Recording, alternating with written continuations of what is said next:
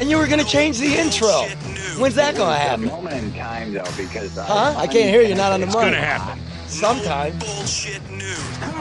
Maybe call me before Thursday night, before the Friday show. What's that? Need a mic. I called you.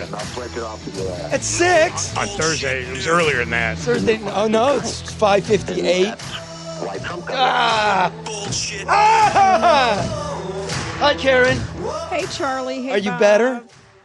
Hi, Karen. Welcome back. I We missed you guys. Are you better? Well, better is relative. Have I'm you here. stopped divorcing us? Are you going to be on the show I again? am not divorcing you, That's Charlie. everybody knows that was a kick to the curb. No, it was not. Are you back? I'm here. Will you marry me again? Of course. I never Radio divorced you. It was amicable. Because, I was, since Bob didn't call me back till 5:58 on a Thursday, I was going through the old shows, trying to look for some stuff. And I'm listening to you and Drew and, like, just how elegant and eloquent you both are. And I'm a fucktard on this thing. No, you're not, Dad. Charlie. No, you're Dad. not. Well, thank you for having me today. We got style back. No, you're back like every week, right? Come on. One on. week at a time, Charlie. No, Bob, play the music. I'm here. I was trying to find out if he was living in No, the mansion. the music. You know, Oh, that's...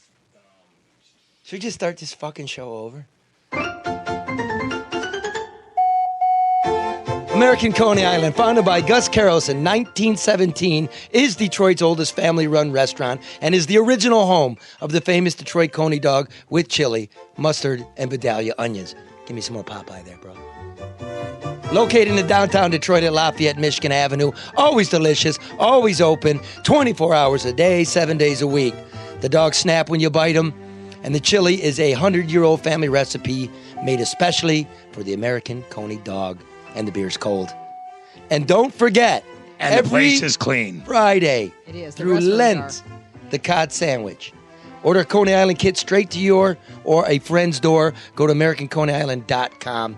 And you ain't kidding, it's clean. I scrubbed the pigeon shit off the awnings this week. Did you really? I really worked there. I worked my ass off. I know you do, I Charlie. fixed the coolers. And you know what? Stop the robbers. Remember that? I grab muggers. I do what it takes. You know why? And they're glad you're there. Because they help with health care. It's a really good place. And Grace is a great person. Yes, I mean, and she is. I like to earn. Well, I don't more want the government to importantly, give me nothing. the dogs are delicious. And the restrooms are clean. Yeah, the restaurants are clean. That's a The big awnings are clean. Everything's clean. Okay, the commercial's over. I'm telling you something Okay. here about. I want all the working people, whether it's with your hands or your mind, I want you to know what I'm doing there. I'm actually supporting my family, but I'm making a gesture that I'm with you. And when the shit hits the fan, you know what side I'm on. And it's not man girdles, and it's not Q rating, and it's not golf courses, which is cool. I like golfing a little bit. Not good at it. Google it. That's in the city of Detroit.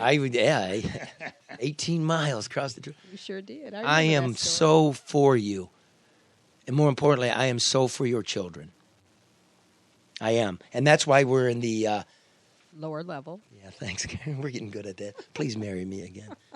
And that's why we're here doing this. You know, if somebody hit me on Facebook and goes, loves the show, man, but stop tooting your own horn. And I'm like, well, we got it because we got to kind of sell the podcast and let you know what it's about and the reason for it. Charlie, I don't think that's tooting your own horn. I mean, for as many people that know who you are and what you've done, I mean, there's always a muddling of reality. I mean, we read some stories in the news and the free press, each of whom claimed to break a story that, in fact, you did the homework, the research, the investigation, and broke the story last year. So I don't think it's tooting your own horn. We're going to call it a clarification.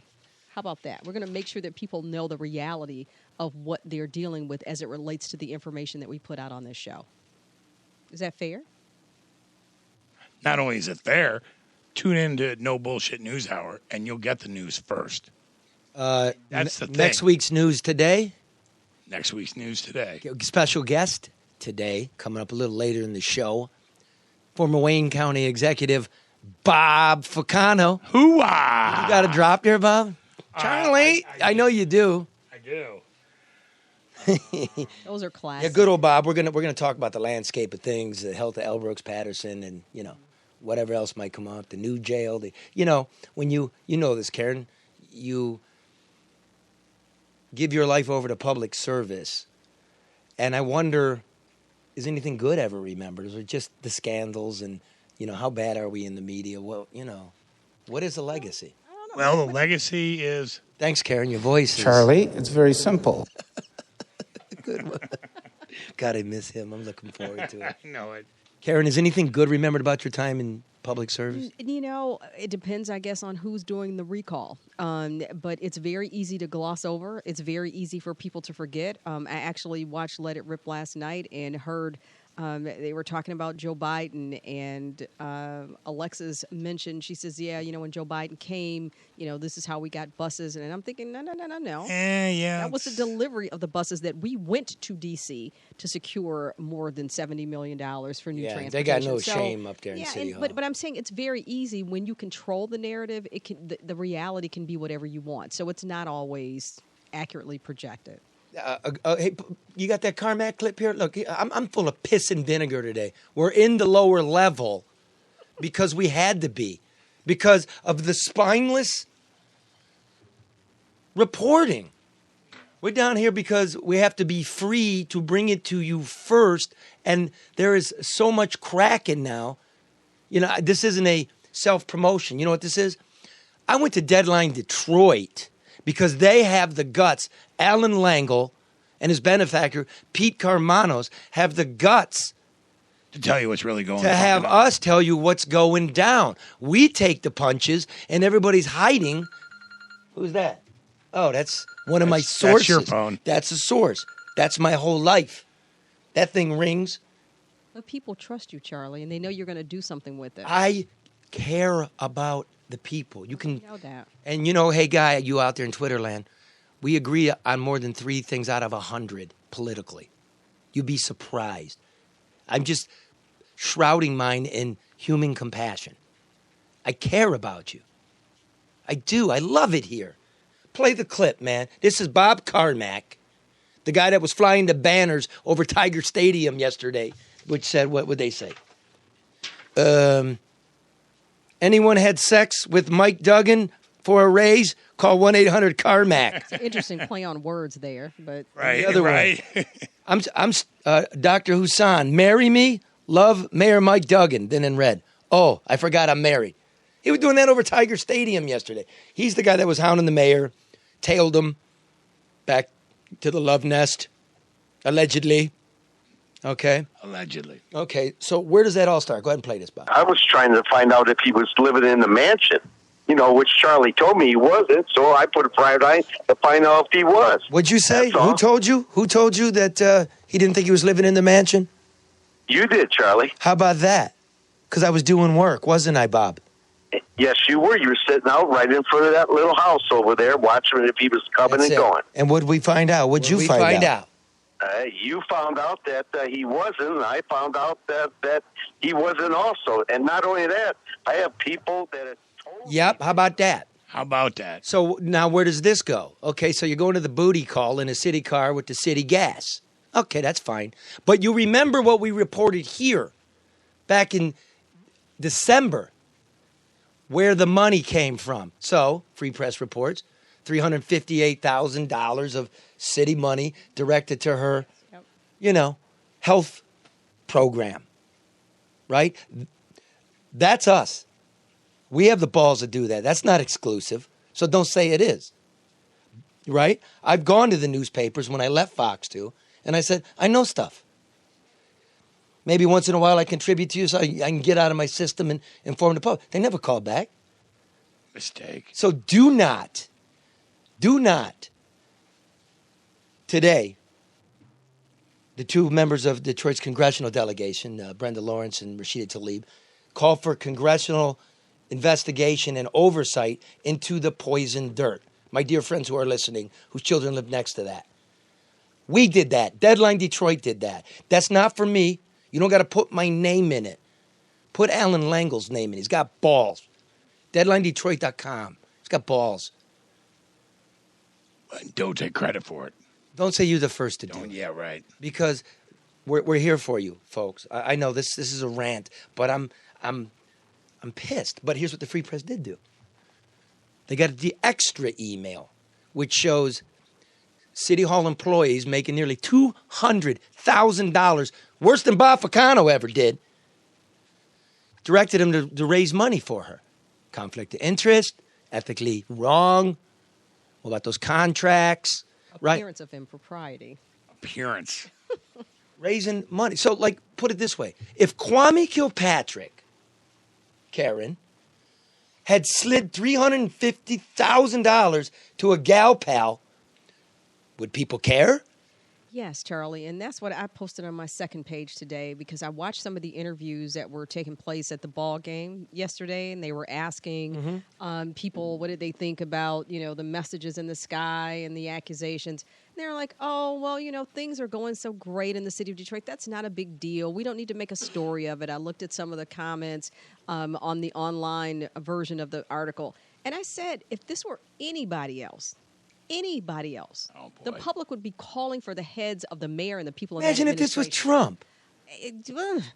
Oh yeah, by the way, I'm sorry to interrupt, but Trump slid $130,000 to a porno star. Yep. And come on.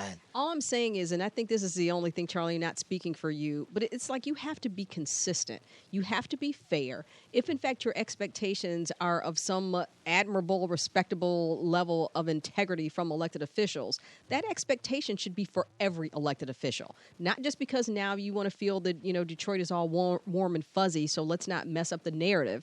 This is a reality that's taking place downtown. And if this were anybody else, you think about when there were accusations in the lawsuit that I was having an affair with Dave Bing. It was all over the paper for a week. It made you cry, didn't it? Well, no, I didn't cry, but I was pissed. This is not a reality. Any woman that has any type of influence or power, it must be because you're doing something wrong. My point is that I was benefiting from city dollars because I was an official within the city. Mm-hmm. So, okay, you want to use that? Well, if this woman is getting money, city dollars, or because of city effort, that is an indirect city dollar, why isn't this newsworthy? Why shouldn't we know? It's huge because... Well, and she's not working for the city. Right. Like, you got money from the city, but you were working for the city. You mean this. It's two adults that work in the same office. That happens all the time. But...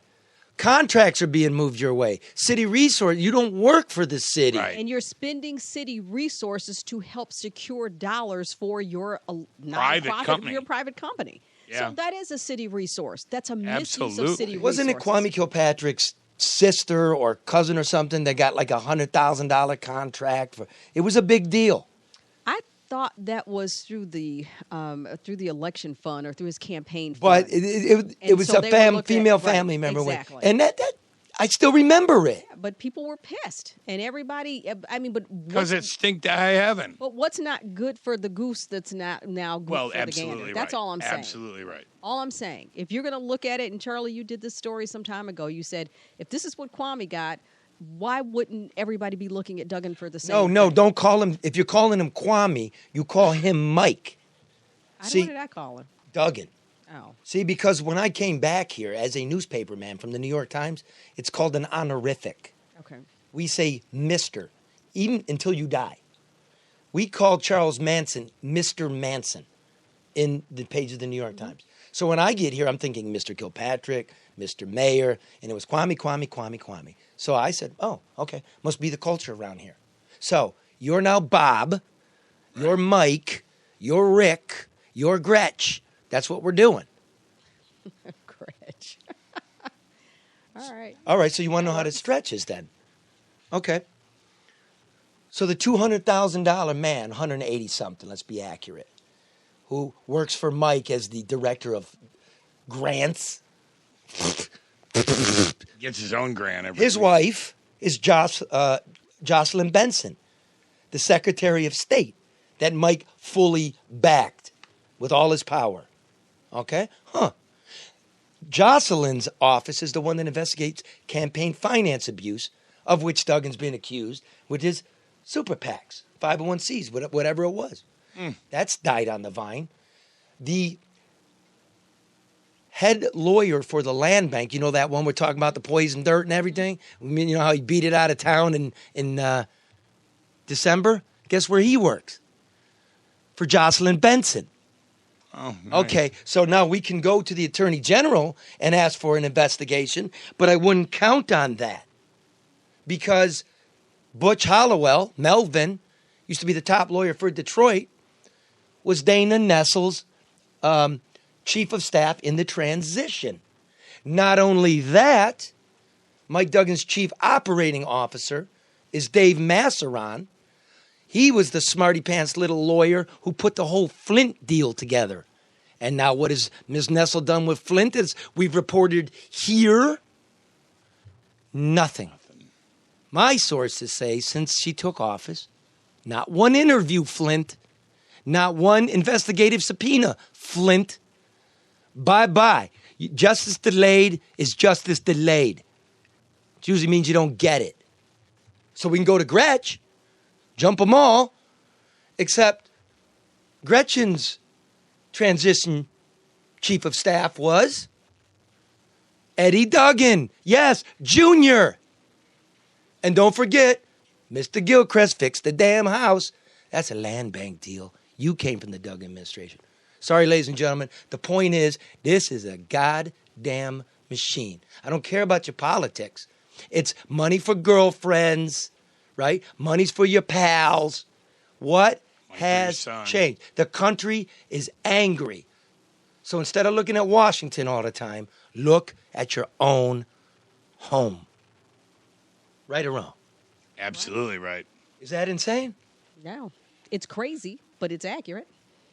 Can you dial Joe up? Absolutely. Because you know what else we did, Bob? What's that? First here, What did we do? we reported that Eric Sabri, the Wayne County yeah, that's treasurer, remember that, Karen? In dramatic fashion. Family and friends plan with other people's foreclosed homes that the feds were up his ass. So, Charlie, are people just politically apathetic? Do they just not care anymore that things are happening in a manner that, in my opinion, compromises the integrity of the process? And, I mean, people just don't seem to care. Ask me more hardcore. Okay. Ask me from your gut. Do people give a F anymore? They really give an F. They do. They give an F. Well, I just don't see the. I don't see the uproar. You mean locally? Anything. Locally, Yes. because we're really in an uproar Yes. nationally. Okay, locally. Nationally, yeah, I know, because people are constantly talking about it here. Other than you, we get trickles based on what they take from here, but the conversation is not directed toward any type of transparency. Well, our audience is sophisticated. Yes, I they know are. them. They're bright They are. people. I see their tweets and posts. Regular people. They're very bright people. The point is, one, they're not getting the information enough. And two, I was talking to a news director today from a big media concern here in town.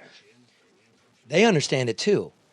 But the shit we just talked about in the web, in the contracts, it's all so procedural that it's not sexy. Like sex messages are sexy. A navigator, right? Arrogance, that's sexy. But Kilpatrick's in prison for contracts, not so sexy. This thing is done so white collar. But now this movie has tits in a car crash. Kwame does a navigator. Mikey does a Taurus, right? Mm-hmm. Booty call's a booty call. This is true. I mean, he's not, you don't see him much. How you don't? Not since he was gone for what, about a month in February? This dude's shell-shocked. Yeah. This guy knows he's got the feds up his ass. He's got the newspapers up his ass. He definitely got no bullshit news hour up his ass, which is what we're charged with doing. We got to look. Is this show boring? No. Was it boring so far? No. Because I'm not bored. No. I pace. I'm outraged. It's engaging, Charlie. It is. Look, again, I'm sorry, guy. You're right. You made me think. I do listen to y'all. And if I don't get back to you, you know I'm getting your messages to me. Okay, I am a showboat. Fuck it. This is true. You can be that way. But I believe in this thing. Properly focused. I believe in you folks. Charlie, like they say, is not tricking if you got it. So True that. So you're safe on that. Hey, Joe, is that you scratching around there in your pen? Yeah, we're in the junkyard picking parts for trucks. See that? He's working hard. You hear that around Kazakhstan? You hear that, Winnipeg? Because we got listeners in Winnipeg. You hear that, Toledo? Yeah. You hear that, St. Louis? Hello, Chicago. Shout out to Washington, D.C. L.A. in the house. Love you, L.A. Hello, McAllen, Texas. Yes, sir. Fort Lauderdale, Florida.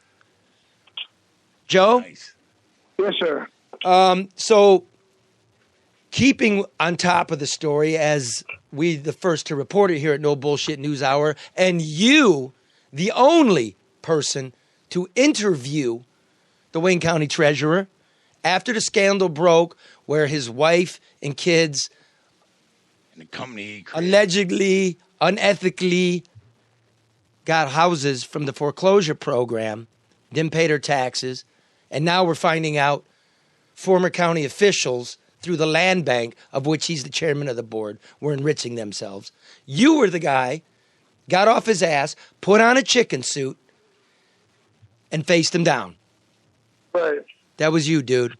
Now, would you hear it? And then he said he wouldn't answer any questions until after his formal answer to the ethics committee, which was last Wednesday. So And they he didn't met. show up for that. So they met, and where are we at now? Update us on the story, Joe. Let me do it this way. We go to the junkyard now with No Bullshit Now, our special correspondent, Chicken Joe DeMarco. Joe, what do we know?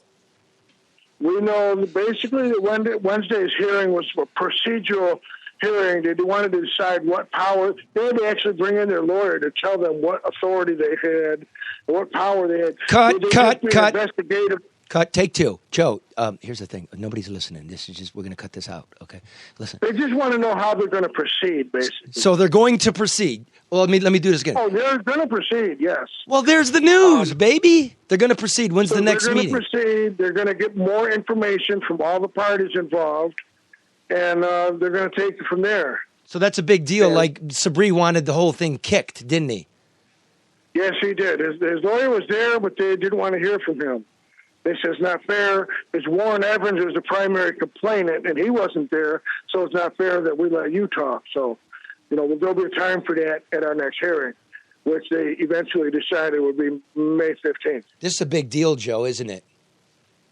Yeah, it is a rather big deal. There's a lot of people are affected by it. Yes. It isn't just the corruption. The corruption is just one thing, but the incompetence, just the gross incompetence in that office is another thing. Based on the stories that were told by the public that showed up to voice their opinions. Give us one real quick without yammering on. Give us a succinct, one story of incompetence from a citizen. Because guess what? Your files were corrupted, Joe. We don't have any sound. I think you didn't press play. That's why I'm here to tell you this one story. This one story real fast. This one lady, she did everything she was supposed to do. She paid her mortgage. She paid a 30-year mortgage off for 25 years and did everything she was supposed to do. Her mom died around the same time and left the house to her. She found out her mom's house was in tax trouble. She went and made arrangements to pay that on a time plan. Yep. And fine. And then she found out her house was in tax, which is 25 years of never getting a tax bill. She wasn't expecting one. And somebody dropped the ball. When she paid off her house, they did not start sending the tax bills to her. What they sent to her was a foreclosure notice. So she went and made arrangements to pay that, the payment plan to pay for that. Oh, she did everything right, the way she was supposed to, paid all this money. Come to find out, they foreclosed her house anyways because some moron downtown was applying both checks to her mom's property, and none of it went to her property, and she still ended up losing her house. Wow. Man, I was fighting off tears when I heard that, man. Yeah. I was like, what the? That's Joe. horrible. Now, here's the other thing, Joe. So I want you to stay on this, okay? Next time, I want you to press record. I don't need you going, this is Joe DeMarco in the elevator pressing button number 7. To go, okay. That was entertaining, though. Oh, no, it really wasn't. Well, go ahead, Bob. Well, yell at him. It's not, Joe. And, I started to go through your stuff, and you had the intro, which was great. And then it was just the meeting. And I didn't have any interaction. I know you said you had a corrupt file or whatever happened, but we need to have interaction with you. Joe, here's the thing, real quick. You know what I mean? I want you to get out there and be involved in it. He's an intern. He's a learner. Right. Joe's the man. And it happens. I had to leave and get back to work because my job, they're behind me about being here. Okay, listen, stop complaining. Save that for after the show like you do every other week. The thing is, we need you as the everyman to go stand down power, okay? Right. It's good to talk to the people, but I need those commissioners too. I need you to go to, you're in the building, go knock on Sabri's door because you're the chicken with fangs. Right. Understand what I'm saying? The chicken with fangs. Yeah, that's it. Now, I'm going to give you a big compliment. Jerry Paffendorf, a guy that is a data specialist. He understands all this. He's trying to get foreclosure law changed to be more equitable so that lady you talked to has some recourse. He said he'd never seen a meeting like that in his whole time here. It had professors, it had media, it had lawyers, activists, and he says, Chicken Joe just lent an air of electricity. Joe just put this thing over the top. Everybody knew who he was. Like, you made it something, Joe. And you sitting in that chicken outfit, we're going to post it on a website. It just brought something. Nobody took any pictures of me. Oh, no, they did. They did? Yes. All right, go back to work, man. What are you pulling from the junkyard there? Power steering units for gearbox. My bad. Make sure you pull the right thing. They want me to recommend that you do a story about the rainwater tax. Oh, yeah, that's another one. Taxing the rainwater. It really bothers them that they're spending thousands. Just my boss alone is spending over $1,000 a month. All right, listen. You do the rain tax story because the next hearing's not till the 15th of May. So do the rain tax story and make it interesting, would you? I don't want you doing this. This is your old pal Chicken Joe DeMarco standing in the rain, getting ready to press. Okay. Yeah, he knows what it is. Okay, is that your boss? Yeah, it's one of my many bosses. Let me talk to that guy. He's listening. Hey, Anthony. Hello. Hey, who's this? It's Anthony. Hey, Tony. You go by Tony or Anthony?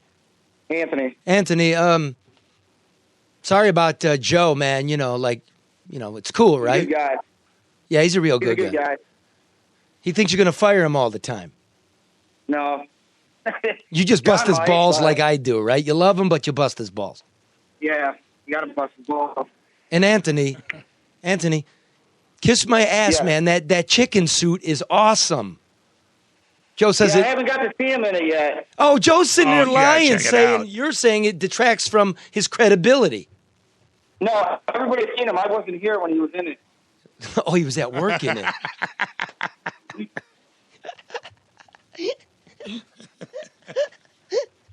All right. You can't get a $15 an hour minimum wage. Yeah, Anthony's the only one that missed it. I'll have to show him the video later. Yeah, show him the video, Joe. All right, Joe, man, get back to work. Thanks, Anthony. All right. Hey, Bobby, let's give me some Yaldo music.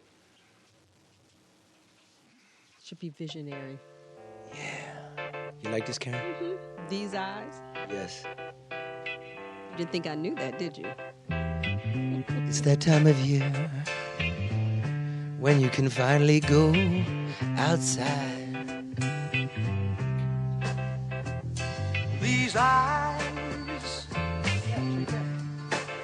cry every night. It's that time of year when you can finally go outside and get your freedom to move back. And swimming, boating, and playing sports are so much better when you're free from the annoyance of glasses and contacts. You know it's true that life would be better. Yeah. And easier. To never have been to think about glasses, contacts, and reading glasses.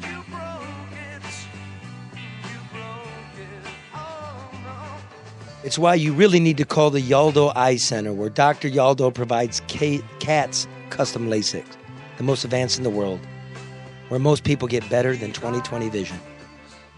And it's where you can also get the amazing multifocal lens implants, the Rolls-Royce solution for people 50 and older that allows you to see the tiniest type to go along with great distance vision. Dr. Yaldo is Michigan's most experienced eye surgeon with over 50,000 custom LASIK and multifocal implant procedures. Yeah. You've been putting it off for years, settling for old technology. So now's the time. Between the tax return, the fresh health savings account, and the awesome no BS discount, just tell them you heard it here. There isn't a better time to make the call. The evaluation is free. Call 1-800-398-EYES, 1-800-398-EYES, or go to YaldoEyeCenter.com. Dr. Yaldo, good dude. It's a nice music bed for that, Charlie. Yeah. Good job, Bob. Yeah, we got it. That's kind of the vibe I got at Yaldo's office. It's clean, it's dignified. The Barbara, how you doing, girl? Like, the people are great there. Wow. And they don't push you, man. You just get in there and start with your eye health. Let them look at them. They have frames. They give you options. Lenses. Yes, they do. He's an ophthalmologist and a good one. Okay. Thanks for supporting, Yaldo. Let's see, where's my list, man? We got Bobby on the phone? Okay. Bob, you there? Yeah, I'm glad to hear that you like some Bob. This is gonna be good. Bob, it's late 30. Where you been, dog? I've been around. Hey, listen, I got a little theme music for you. Ready for it? Sure, why not? Okay. My bad. Oh, you're pulling up? Let me introduce him then. This is Robert A. Ficano, former Wayne County executive, my one-time foil on television. Done some bad, done some good. What are you doing now, Bob? Hey, Charlie. Practicing law, teaching at Wayne County Community College in the criminal justice program, and living life, you know. It's not quite the same as being in public office, and that's kind of nice at times. Did you ever... Hey, you got it, Bob? Okay, here we go. Here we go, Bobby. Okay. Is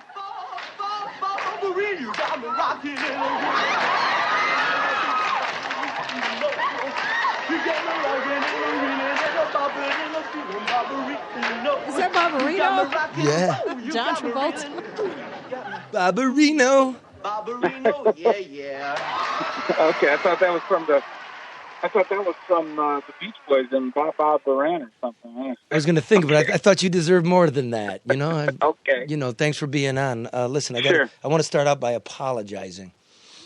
Way back when. First. What's up, busting balls, Bob? He Okay. he texted me on my birthday. Ficano texted me. He goes, "I can't believe I'm doing this, Charlie, but happy birthday." Did you really hate me, Bob? No, of course not, Charlie. No, Just just some tell of your him. work at times. That's all. No. No, tell him you hated me, didn't you? No, I don't hate anybody, Charlie. Oh, you fucking hated I'm me. not made up that way. I wasn't raised that way. Okay. Well, go ahead, Bob. I was just going to say, what was because I was the photographer with Charlie when we would be outside the Guardian. And what did you feel like when you showed up in the Cadillac and we were standing there and you knew you had to kind of do the gauntlet? Well, I mean, it was all part of the job, to be truthful, and the Cadillac had over 120,000 miles on it. So. Still spinning, aren't you? It was nice, though. Which one of the three, Bob? No, we only had one. That was the whole thing. Oh, yeah, it was But no, three I mean, drivers with it's big pensions. I forget. You know what, Charlie? I What? don't have a pension. I know you don't. I know you don't. Is See, listen, like a lot of people that worked for you, like 40, you know, there's that special pension deal. You worked, 13 years? And, like, your former chief of staff's pulling in like $109,000. You forewent that program. Was it because you thought you were going to be a Wayne County executive for life?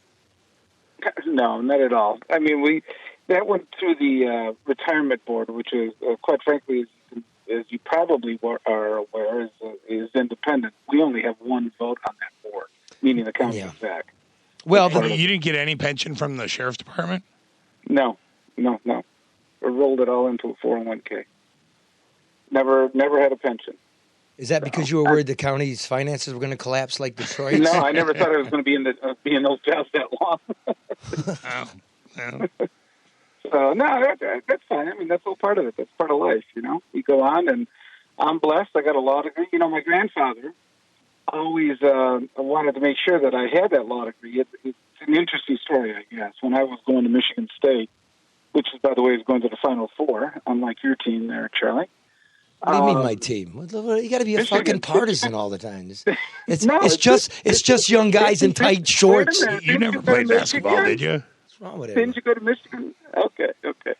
Yeah, Anyway, yeah, I did. so I did. State? I did. Okay. State University, and guess what?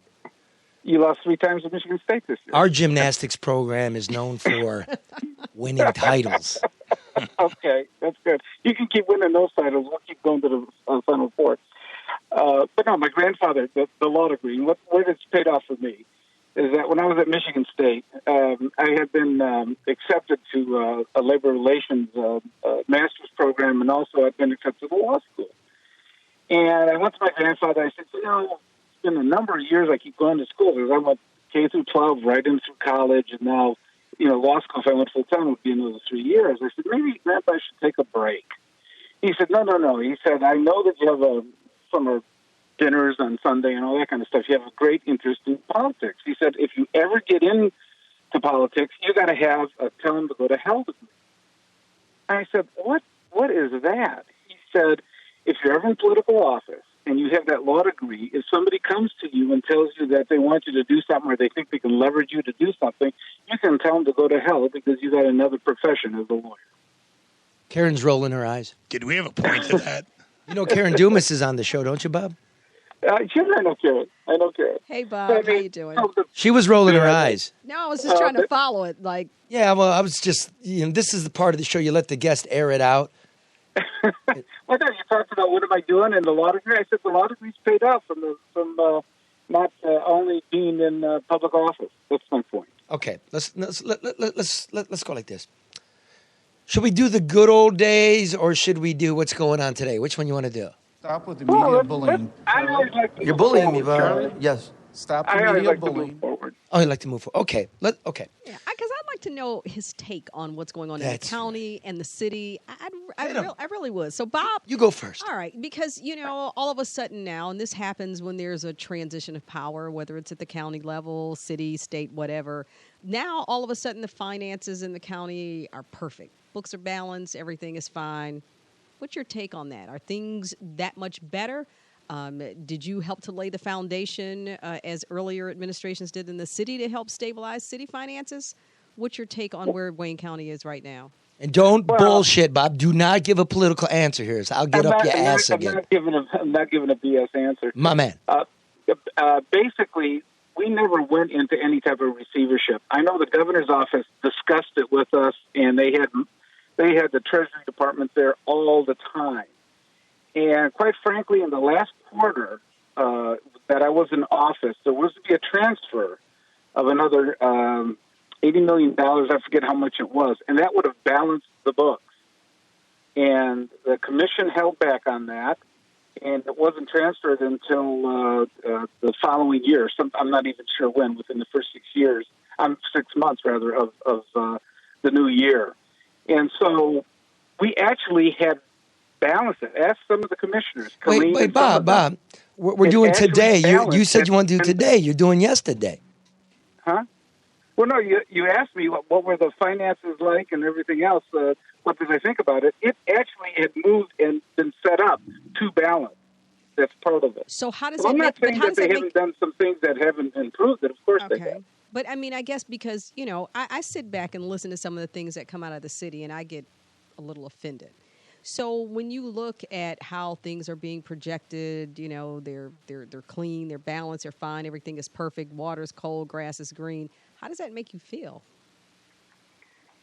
You know what, Karen? If you sit there and you live your life worrying about what somebody, how they're doing what they're doing now and how they're defining it, every political administration defines it as the best that there is at the time they're in office. I mean, look at Trump. My God. I mean, you'd think that there wasn't a political decision that was ever sane until he got into office. I mean, let me do this. That's what they do. Let me do that's this. What everybody does. Let me answer that shorthand. You give me a short answer, okay?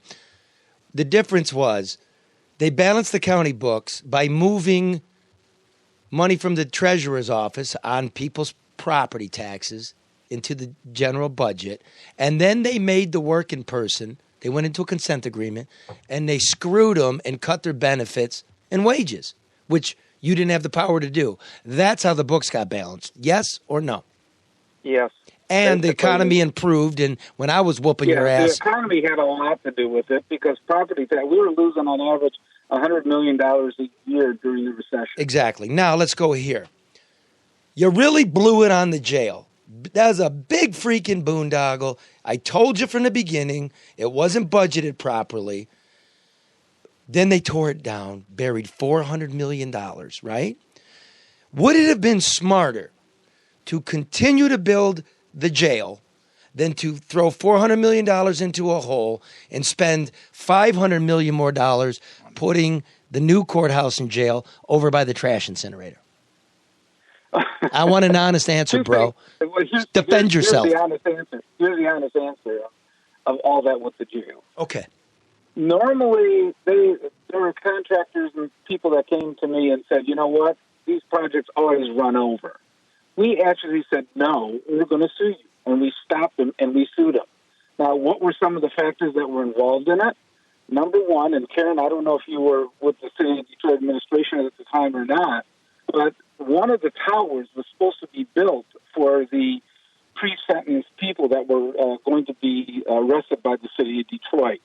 We thought that we had a deal on that, and it ended up that we didn't. And that was like millions of dollars that we started to build with it. And okay, time out. Because of the bankruptcy. I don't want people crashing their cars with heavy eyelids, Bob. Yeah. You thought you had a deal.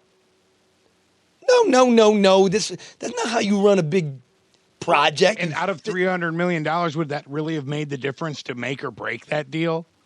We would have balanced it. But do you think what we did? Because I don't think you would have. You're taking the whole cost of $300 million. Okay, but look, we all. Everybody can Google that. Look, did we make the right decision bulldozing $400 million and then giving a sweetheart-ass deal to Dan Gilbert? I'm being honest with you, Charlie. I don't know what the deal is with Gilbert to say whether it's good or bad. You don't know if that deal's any good. That deal stinks. I have no idea. Okay, do you think it stinks that the guy that helped negotiate that deal for the county with Gilbert then took a contract with Gilbert? That's probably not the best optics in the world. That's Bob Ficano. That's a drop. That's the optics. That's optics. And fuck that. That's just wrong, bro. It is not the best optics. Because, you went through it. We had a bunch of guys in your administration go to prison. Bad optics. I don't know if it's a bunch of guys. We had two main guys that were stupid. Well, there was the two guys in IT. There was the guy from the mental health fund. There were... Well, that's water under the bridge. Anyway. Yeah. Let's not talk about Let me do this one.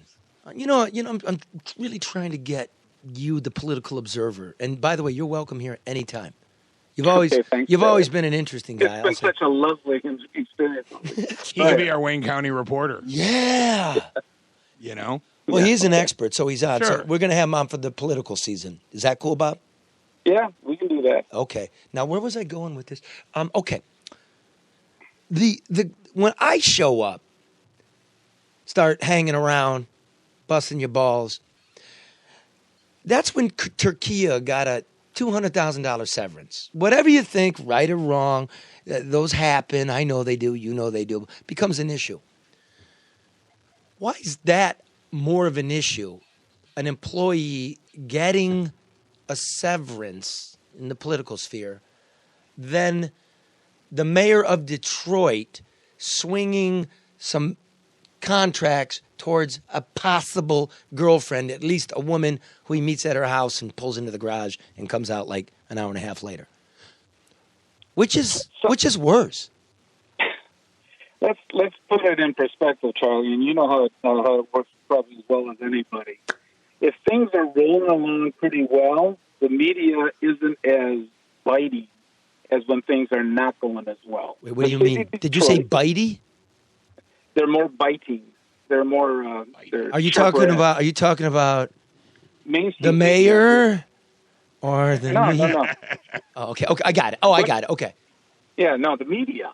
Okay, they're usually not as biting. So, glitter, and however people perceive it. Yeah, there's a lot of people who say that the neighborhoods and struggles. In fact, I saw your article yesterday about that poor lady that was bloodied and needed the help. Yeah. But there's always that dichotomy. But right now, the perception is Detroit's on an upswing.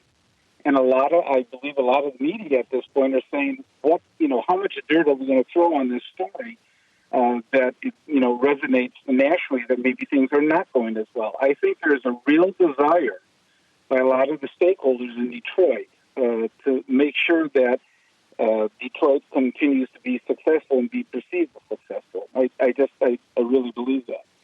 Well, that's now. You have some things like the Free Press. I know just did that article on the mayor and the doctor out of Wayne State and things like that. But some of the other things that they might be looking at, if it really impacts the image of Detroit nationally, they might be more hesitant to do it. And Karen, you might know more about that than even I do. Well, I've said that too, Bob, that it's a controlling of the narrative that's taking place downtown to make everything look good. I think the biggest improvement in the city has been the perception that things are different and that they don't want to compromise that. So I agree. I got to disagree in one sense. There's, because I don't want people to think I don't see what's going on, Bob and Karen and Bob and all you listeners. I see cement being poured. I see streetlights being put up. I see buildings being occupied. I see restaurants. I like that. In Midtown and downtown. Let's focus on that for a moment. Buildings being built. Start looking at the occupancy. That's Bob, man. Karen, we grew up here and nothing like that ever got done. So you got to remember us, and you got to remember yourself. That's a good feeling, and it's a good thing to see. But I was just interrupting my friend Bob there. Bob, you and I both know about financing. I think it's voodoo. Do you? Ficano? What, the financing is voodoo? Yes, the financing, yes. With the city of Detroit, I think that because of the bankruptcy, they got a pretty clean slate. Not really. Well, they're in a much better position than they were in before the financing. So is it good public policy to be handing out sugar cookies to billionaires who don't pay back, and you would know this, pay back into the county or city coffers? No. Perception-wise, but let me say it this way, and the public, and you may not even like the way this comes out, is that you're right. Tax abatements do not look good depending on how they're actually structured. For example, I think one of the misperceptions of Amazon in New York is that what people don't realize is that New York wasn't just handing, I forget how much the tax subsidy was. $3 billion, $1 billion less than Detroit. $3 billion, okay? It wasn't that the city or the state of New York was handing out $3 billion. They said was, okay, you locate here, you will raise X number of dollars that you have to pay, property taxes, income taxes, and things like that. They said instead of paying at, I don't know, I'm picking a figure, say 20%, you're only going to pay it at 15%. But you never would have gotten that 15% without the $30 billion. So you're giving it back as they pay it into the system. It's not like you're lumping the money into. If I might, if you look a close look at our deals, we are giving them money as well as those abatements. We're giving them big checks. And you have to realize the stress on the infrastructure. If they're not going to, if you've got a skyscraper, say with 5,000 people in it, you need fire, you need police, and you're not paying for it. Plus, let me drill it into your sweet little skull, brother. We're giving them cash. Yeah. We're giving them cash. It's amazing. Okay. Go ahead. I guess I've been out of it too long because I haven't followed up closely what they're doing, what they're giving cash or just the abatements. I know that we mostly operated on the abatement theory of when we brought companies in, that they would generate so much revenue with their taxes, and they get a percentage less that they had to pay because of that. Yeah, that's called the multiplier effect, right? The multiplier, which is somebody makes 50 grand, they spend 20 grand, two people make 50, they spend 20, that's 40. That means three people are now employed, right? I get that. Yeah. But I'm such a nerd because I went to University of Michigan. Whatever. Always next year. Yeah, right. What's wrong with a backflip, Bob? Huh? Anyway. Can you still do a backflip? Me or Bob? You. Don't challenge him. Well, I blew my knee out, so Oh, yes, maybe. I bet I could, but I'd blow my knee out. But Yeah, all right then. if it meant getting that poor woman an ambulance, I would have done a backflip. I know.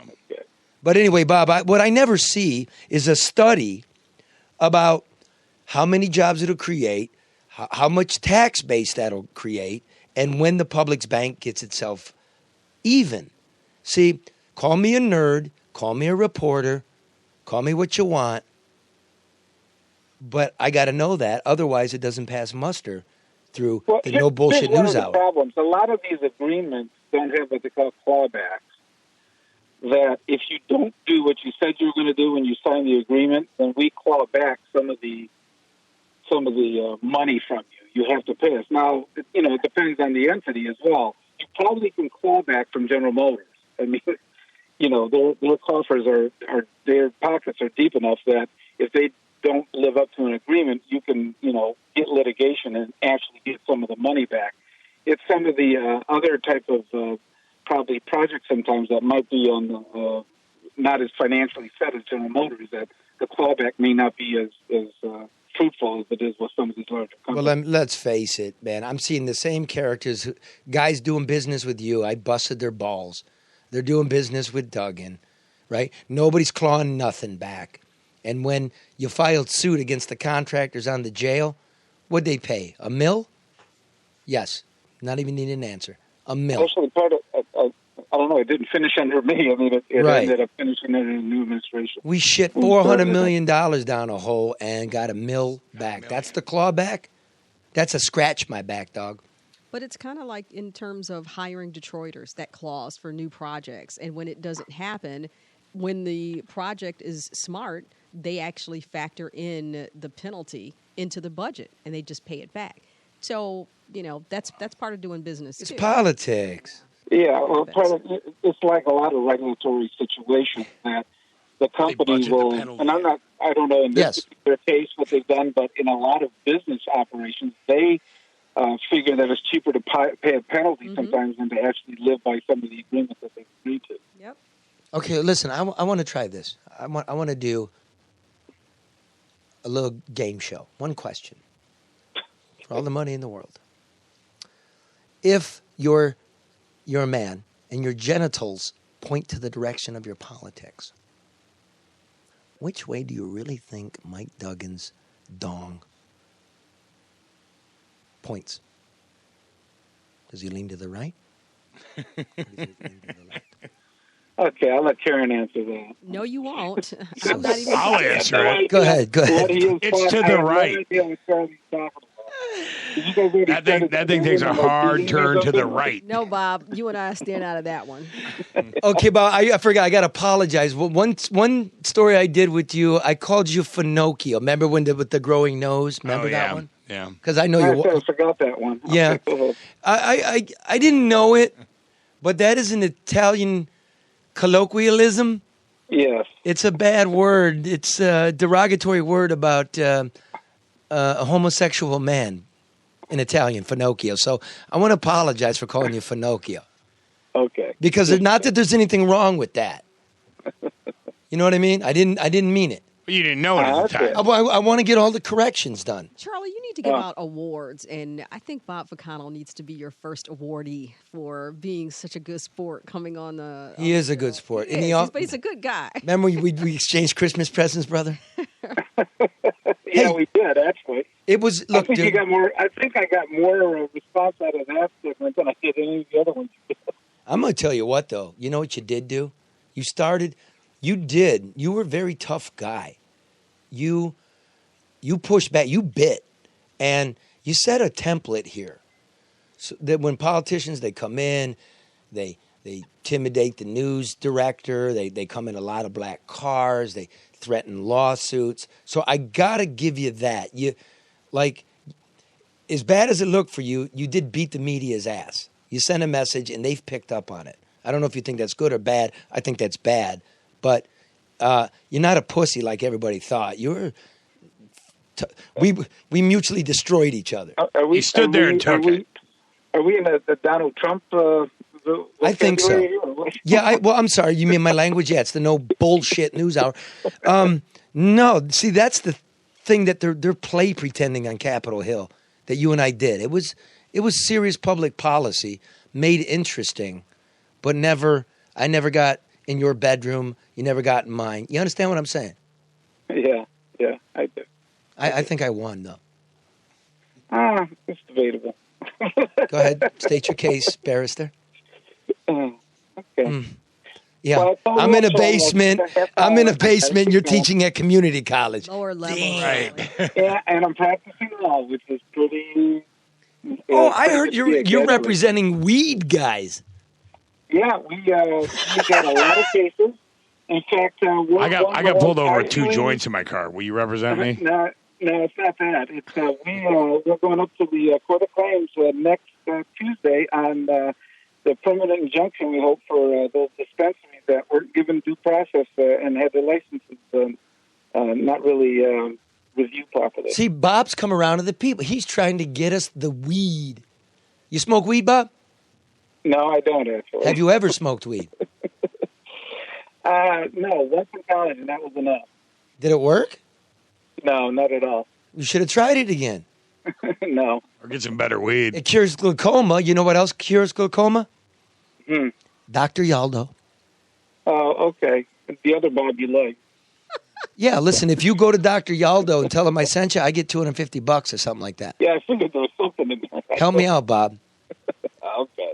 Okay, listen, dude. I got to run. Take care. Listen, one more question. Political commentary, whenever you want. Let me know. Oh, my man. Okay, look. What's 9 times 6?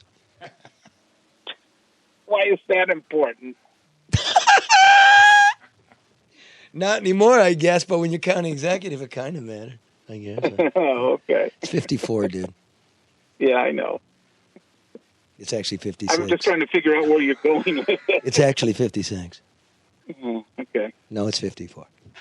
54. Still busting you balls. I'll see you later, brother. The next pop's on me, man. Thanks for being on. All right, take care. Thanks for talking, Bob. Thanks, Bob. Nice talking to you. Bye-bye. Real cool dude right there. Yeah, he is. He's a good When guy. he's not the county executive. But you know what, Charlie? Just to rewind for a second. It was known that the conversation was taking place, that Dan Gilbert did not like the optics when people were coming into downtown. That they don't want to see, Pookie and Ray Ray arguing outside of 36th District What's Court. your racial? They didn't want it. That's not racial. Those are white guys you're talking about? Okay, Billy Bob and Sally Mae. I mean, Cletus. Cletus. Okay, That is racist too. It's not racist. Why can't it be Ali and Mustafa? Okay, whoever. I don't care. Why not Iron Cloud and Gray Eyes? I know Cletus, and it's probably him. It's some kind of trailer park thing. I don't know. Why not Jose and Jose B? I mean, come on. What's with you? Gee. Don't say that, Charlie. Whoever. He didn't want to see that. He didn't want that optic when people were coming into downtown Detroit. So you've got the To see poor black people, you mean? Well, no, just people, just the whole criminal scene, people being transported, people outside, being My family, you interviewed. mean, yeah. Your other family, Charlie, you're right. But I'm saying, so that jail was that wasn't going to happen. He didn't want it there. The courts are going to move. Remember when they changed the head of the 36th District Court? I mean, politics is chess, not checkers. So you've got to look at all the moving pieces. That jail deal was dead before it got started because Dan Gilbert did not want that down there, and it is not going to be there.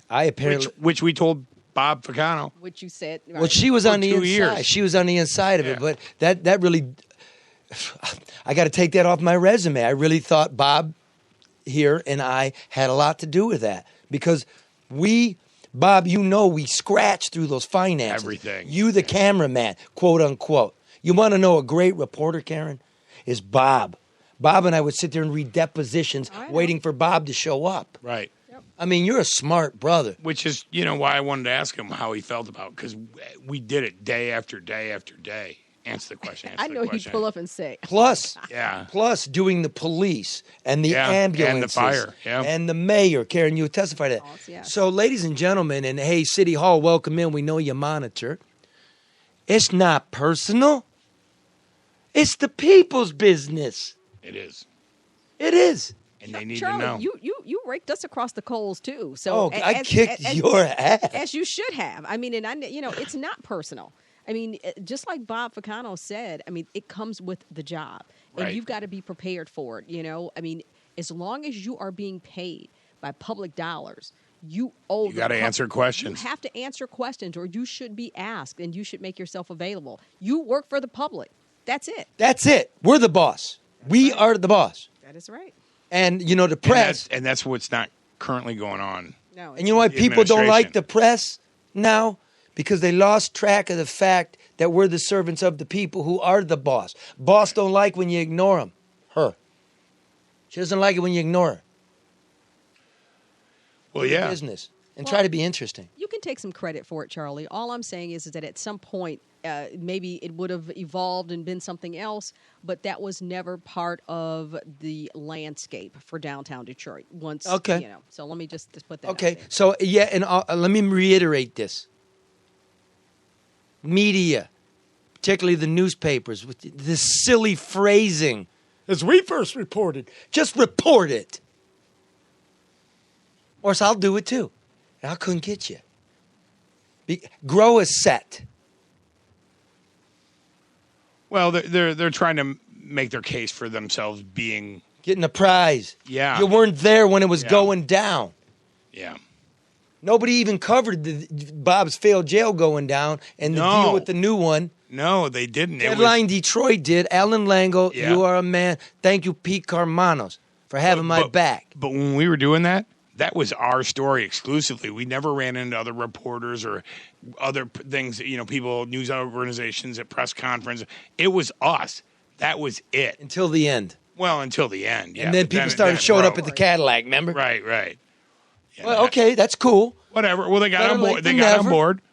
What other media outlets are doing now? Don't be a shit-tard saying we were here the whole time. I was there first. We'll see how this goes. I see how it's going. Yeah. Okay, look. Hit me with Nowacki's tune. Yeah.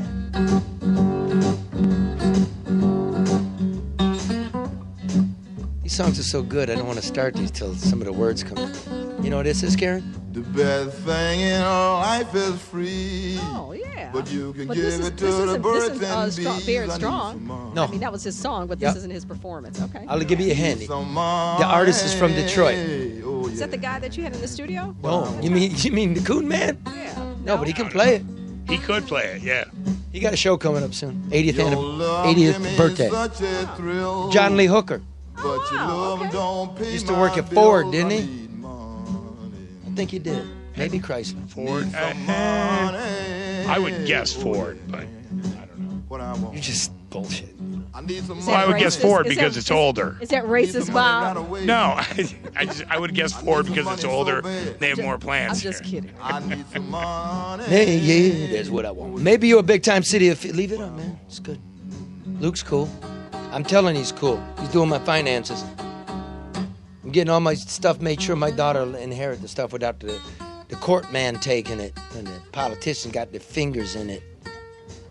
Because maybe you are a big-time city official. who can travel with your entourage on the city's dime, and on your birthday, your hat is magically packed with C notes. That's $100 bills, people. Or maybe you played high school football with someone connected and get lucrative contracts to haul and dump sludge, then get lucrative contracts to clean up the disaster you just created. Pop. If you're not among the elite who can make your pockets fat off the taxpayers' back with no shame in your game, there's a good chance that you're going to have to provide for your own retirement and theirs. And that special little health clinic deal she's running. Booty call. If you have questions regarding whether you're on the right track, call Luke Nowacki at 248-663-4748. Grow your assets. Your politicians and their girlfriends are depending on you for the additional tax revenue. Those navigators don't lease themselves, nor do those Tauruses. Luke Nowacki, 248-663-4748. Securities and investment advisory services offered through Royal Alliance Associates, Inc., member FINRA, SIPC. Royal Alliance Associates, Inc. is separately owned, and other entities and/or marketing names, products, or services representing our independent Royal Alliance Inc. Call Luke. Okay. Can I read the thing that I wrote at Deadline Detroit? Please do. I wanted to produce it, but, we're not really getting paid a lot here. We're meeting with this whole network's taking off, dude. Yeah. We could get rich. Eli and Denny's show's going well. ML's got a show on.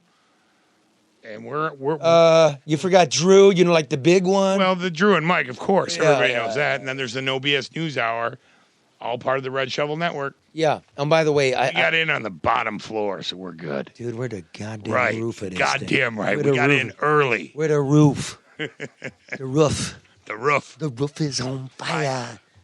Yeah. We don't need no water. Let the motherfucker burn. Burn, motherfucker, burn. Who was that again? That was... I'm not clear. God, I forgot. I used to listen to that in college. Oh, yeah? Okay. The 90s called. They want their song back. That was the 80s, Holmes. Oh, damn. Okay. Here's my thought on things, okay? What's this called? This headline is Bloody and Beaten and Waiting for the Man. First she said, "Excuse me." Then she asked for help. Blood was caked like mud on the side of her head from an open wound. Her face was painted brown from the bleeding knot on her forehead. She had kinky hair like mine, eyes the color of my mother's, troubles like my sister. Junkie, maybe. Trouble for sure. The cops knew her well.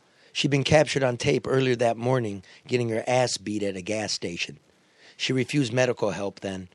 Some people do that when the cops start asking questions. She wanted help now. There are thousands of stories like hers in the city and thousands more being written every day across this place called America. It's always worse around the first of the month. That's when the government checks come and the insanity ensues. I called 911 and requested an ambulance. It was 5:58 p.m. in the new Cass corridor.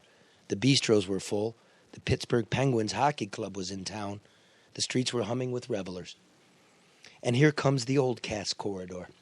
Raggedy-assed, bloody, dirty nails, sweater turned inside out, the tag in the front like the collar of an Episcopal minister. It read L for large.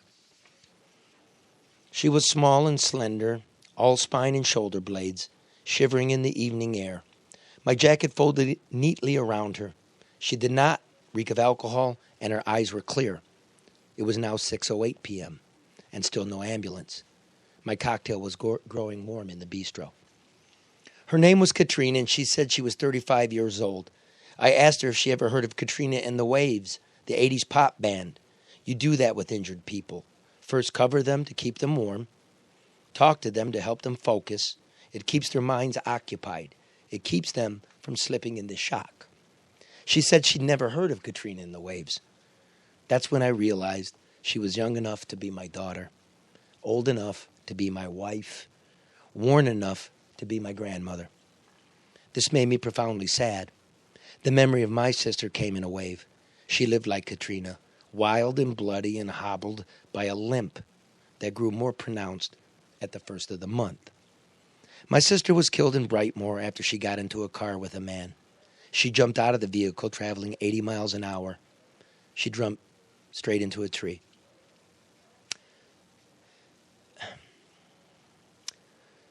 My mother wandered Brightmoor for some time in her raccoon coat, wanting some justice for her daughter. There was no cop actively working her case. No one gives a rip about a dead hooker. But she was somebody's daughter, somebody's sister. She mattered. Eventually, a cop took it upon himself to track down the driver, and the driver did some time. That's why I like cops and hookers. It was 6:13 p.m. Still no ambulance. People in the bistro were staring out the window by this time. I liked them too. I thought Katrina might look as pretty as them, dressed in baubles and a nice dress turned right side out. That's when the police arrived, 5 deep. Thank you, Pittsburgh Penguins. There are always more cops around when you're around. Another problem we have. But still no ambulance. The cops knew Katrina from earlier in the day when she'd first gotten her ass beat but refused to say who'd done it. She refused medical earlier today, one cop said with a tired arch of the eyebrow. I knew him. Good guy. Well, she wants help now, I said. Another cop started asking questions, offering Katrina a ride to the hospital in the back of her cruiser. That's when Katrina started tripping. Lots of people have that reaction when offered the back seat of a police car. It started getting heavy, and Katrina walked off with both her physical and spiritual trauma. It was 6:20 p.m. in the Cass corridor, and still no ambulance. There were medics available at the time, I have since been told by the Detroit Fire Department brass. They've promised to look into it, and that's good. And this is the part of the story where I launch into the outrage of it all. The lack of resources for public safety, the statistical analysis, the budgetary breakdown, the misguided priorities of City Hall, the we are all in this together trope. I've been doing it for a decade now. I've been doing it all show long. So let's try it this way. If Katrina couldn't get a medical wagon, what would happen to the handsome women sitting in the window of the bistro, sipping pink wine, celebrating a birthday? As my friend, writer Steve Neveling says, there is no Detroit comeback until medics can arrive in a reasonable time. Yes, I could go on about all that, but all I managed to do was go home and cry. So remember, try to love one another. And shut the fuck up, Bob. I love it, man. Fun, baby.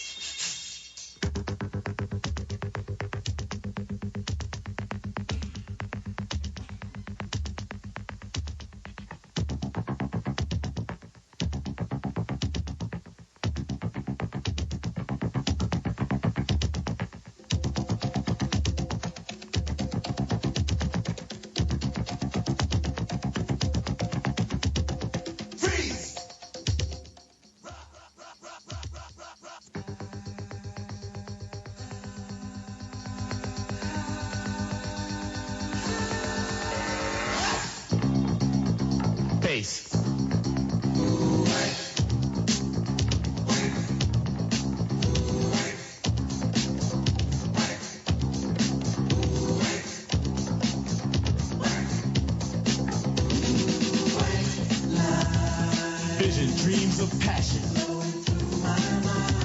And all the while I think of you. A very strange reaction. The more I see, the more I do. Baby.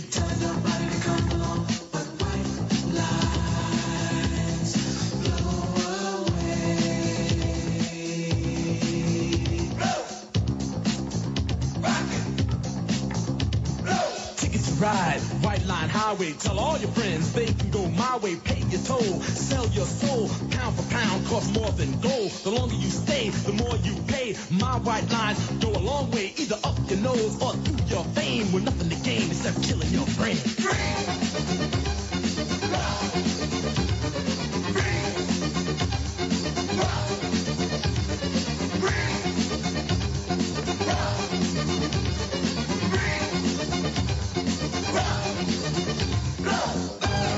Higher, baby.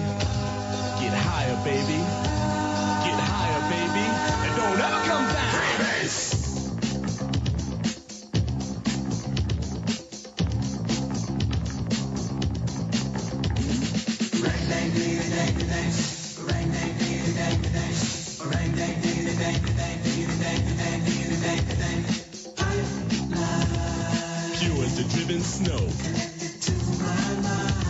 And now I'm having fun, baby. It's getting kinda low. I need some one-on-one, baby. Don't let it blow your mind away. Baby. Go till you leave the highway. 'Cause white lines blow away. Blow! Rock it! Blow! A million magic crystals, painted pure and white. A multi-million dollars, almost overnight. Twice as sweet as sugar, twice as bitter as salt. And if you get hooked, baby, it's nobody else's fault, so don't do it.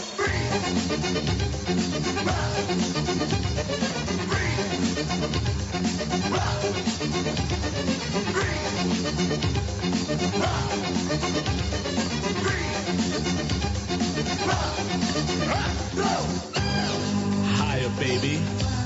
Get higher, baby. Get higher, baby. And don't ever come down.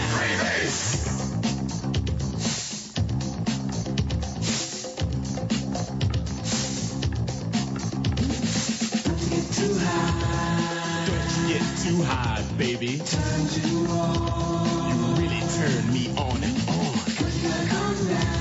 My temperature is rising. When the thrill is gone. No, I don't want you to go. A street kid gets arrested. Gonna do some time.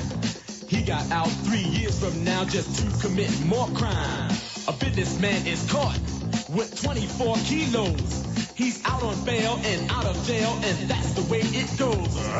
Cane, sugar, cane, sugar, cane. Athletes rejected, governors corrected.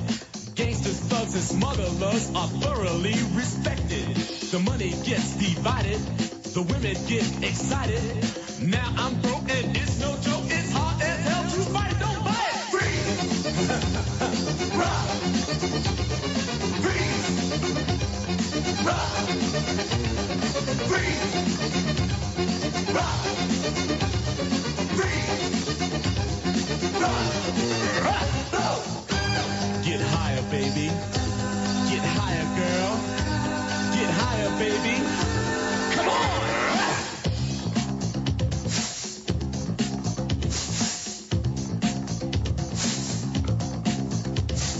White light. Vision dreams of passion. Flowing through my mind. And all the while I think of you.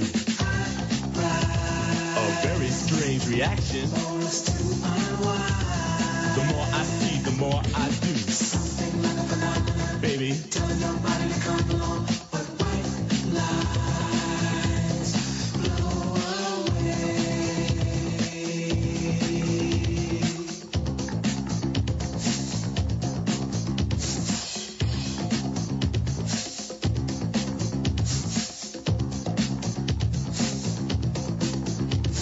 Little Jack Horner sitting on the corner with no shoes and clothes.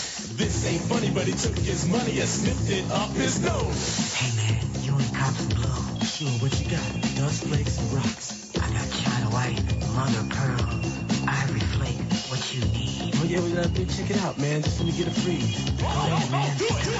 Kill ya. Yeah, man, that's raw.